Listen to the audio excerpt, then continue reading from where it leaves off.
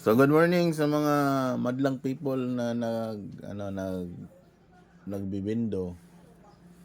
So ito yung setup namin na na PC version.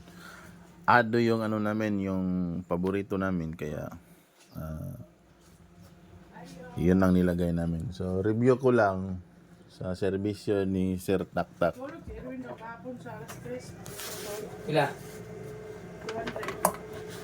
Tapos ito galing talaga to sa kanya. Ito Sir Taktak talaga to galing. Pinakauna namin na na OLT yung one pon. Mula nung naggamit kami ng ganyan, nawala yung sakit sa ulo namin. So ngayon, nag-upgrade kami kasi may promo yung Taktak si Bisol, yung mga pinopromote nila na na yung pinakamura god. So ito yung namin kinuha, dalawang pon, 2 pon, tapos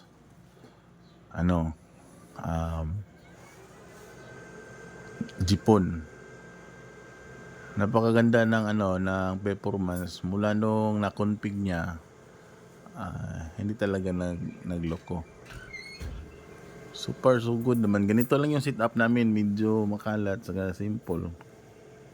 Ito mga backup to. So bali dire po lang isa ka kuan 1/8 dapat Yeah. Ito ba 1/8. Ito pala. So dito yung bali yung 1/8. So, salamat kay Sir Taktak at saka kung sino man yung taga-config niya.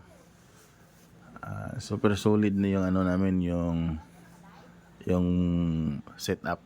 Ito puro mga backup to. So itong maliit na mini PC, pagka nag-down ito halimbawa, pero imposible naman pag mag-down si si Ado. Halimbawa lang mag-down ito magra-run ito agad. So bali ito, naka-ready na ito. Pag isaksak to, lipat lang yung yung VLAN. Ito naman yung gamit namin na na router niya, Stingy. Dati kasi yung namin, yung ginagamit namin is yung 5v5 lang. Magtaka kami medyo mag-slow kasi may bottleneck pala sa sa 5v5. Dami na kasing customer nito, mas medyo balisang barangay na ang nasakop nito. So nagka-bottleneck pag dyan, pagka peak hours na, medyo ipit na yung signal. Pero nung pinalitan namin ng ng industrial na ganito, okay na okay. Kaya salamat po sa Taktak Asarkun Services. So kung kayo, highly recommended. Huwag na kayong mag-ipon. Pag-ipon kasi mahal yung router. Mag-jipon na lang kayo, 2 pon. Sulit na sulit. Tapos ito, mga ganito. Gusto nyo magbili sa akin ng yan, meron tayo yan.